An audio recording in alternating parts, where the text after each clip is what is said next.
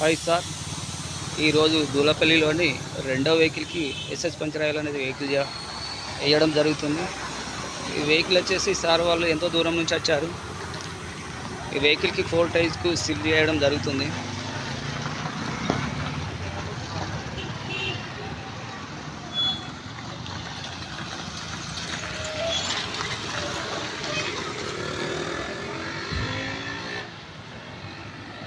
ఈ never by Kompally to దుంపల్లి పోయే, దుంపల్లి నుంచి కొంపల్లి పోయే మెయిన్ రోడ్లో ఉంటుంది.